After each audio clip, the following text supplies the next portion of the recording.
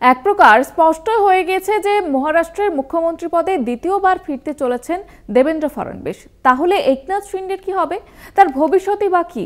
আত্মত্যাগ যদি করেন, মুখ্যমন্ত্রীর গদি ছাড়তেই হয়, শোনা যাচ্ছে সেক্ষেত্রে প্ল্যান বি নাকি তৈরি একনাথ শিন্ডের। সেই প্ল্যান কি উপমুখ্যমন্ত্রী পদে নিজে বসা, নাকি ছেলেকে ডেপুটি করে কেন্দ্রীয় মন্ত্রিসভায় নিজের পদ পাকা করা? সূত্র বলছে মোদী শাহকে এমনই বার্তা দিয়েছেন একনাথ।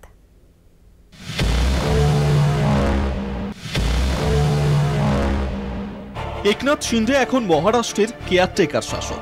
মুখ্যমন্ত্রী পদে তাঁর ফেরার রাস্তায় নো এন্ট্রি বোর্ড লাগিয়ে দিয়েছে বিজেপি।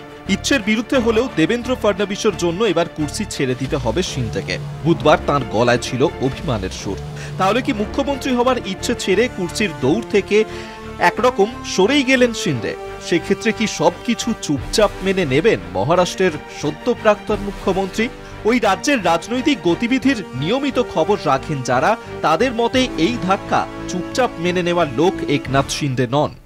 শিন্ডে সেনা শিবিরের বক্তব্য, শুধুমাত্র একনাথ শিন্ডের জন্যই মহাজোটী জোটের মহারাষ্ট্র বিধানসভা ভোটে অভাবনীয় সাফল্য। ভোট হয়েছে শিন্ডেকে সামনে রেখেই, তাই শিন্ডেকেই মুখ্যমন্ত্রী পদে বসানো উচিত। শোনা যাচ্ছে মুখ্যমন্ত্রী পদে বসে ফডনবিস নাকি দুই ডেপুটি মুখ্যমন্ত্রী নিয়ে রাজ্য চালাবেন। আরও শোনা যাচ্ছে নিশ্চিতভাবেই একজন হচ্ছেন একনাথ শিন্ডে। মহারাষ্ট্রের মুখ্যমন্ত্রী কে হবেন তা এখনো ঠিক না হলেও শপথ অনুষ্ঠানের দিনক্ষণ ঠিক হয়ে গিয়েছে। আগামী 2রা ডিসেম্বর ওয়াংখেড়ে স্টেডিয়ামে অনুষ্ঠিত হবে পরবর্তী মুখ্যমন্ত্রীর শপথ গ্রহণ অনুষ্ঠান। এই শপথ গ্রহণ অনুষ্ঠানে প্রধানমন্ত্রী নরেন্দ্র মোদী, স্বরাষ্ট্রমন্ত্রী অমিত শাহ সহ বিজেপির শীর্ষ নেতারা এবং বিজেপি শাসিত রাজ্যগুলির মুখ্যমন্ত্রী ও উপমুখ্যমন্ত্রীরা উপস্থিত থাকবেন। শিন্ডেকে নিয়ে ইতিমধ্যেই রাজনৈতিক মহলে নানা গুঞ্জন ভেসে আসছে। কুর্সি না পেয়ে প্ল্যান বি নাকি তৈরি একনাথ শিন্ডের। কি সেই প্ল্যান বি? শোনা যাচ্ছে একনাথ শিন্ডে নাকি বিজেপির কাছে দাবি জানিয়েছেন তার ছেলে অর্থোপেডিক সার্জন শ্রীকান্ত শিন্ডেকে উপমুখ্যমন্ত্রী পদে বসাতে হবে।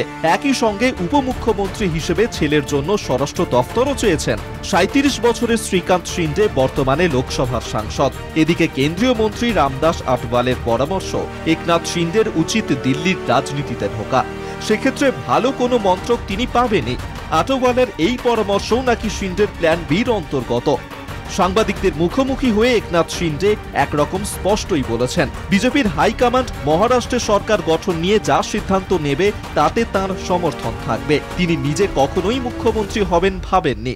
कल आदरणीय प्रधानमंत्री जी से भी बात की, उनको भी कहा सरकार बनाने में हमारी तरफ से कोई अड़चन नहीं है, आप निर्णय ले लो। जैसे आपके भारतीय जनता पार्टी को आपका निर्णय अंतिम रहता है, हम भी महायुति के कौन लीडर है, एनडीए के लीडर कौन है? मोदी जी है, अमित भाई है। तो उनको कहा कि मैंने अमित भाई जी को भी फोन किया, मोदी जी को भी फोन किया, सरकार बनाने में हमारी तरफ से कोई भी रुकावट, कोई भी अड़चन, कोई भी कुछ भी किसी भी तरह का अड़ंगा नहीं है। आप बेशक आप निर्णय ले लो, उस निर्णय की तामील हो जाएगी, निर्णय की अमल हो जाएगी। और मैं आज आप सबको कहता हूं कि भारतीय जनता पार्टी के वरिष्ठ नेता जो निर्णय लेंगे मुख्यमंत्री पद के बारे में, जो उनका कैंडिडेट होगा, उसको हमारा शिवसेना का पूरी तरह समर्थन है। এরপর আর প্ল্যান বি মেনে নিতে বিজেপি এবং শিন্ডে কারোরই আপত্তি থাকার কোনো কারণই নেই। অপেক্ষা শুধু সময়ের। কলকাতা টিভি।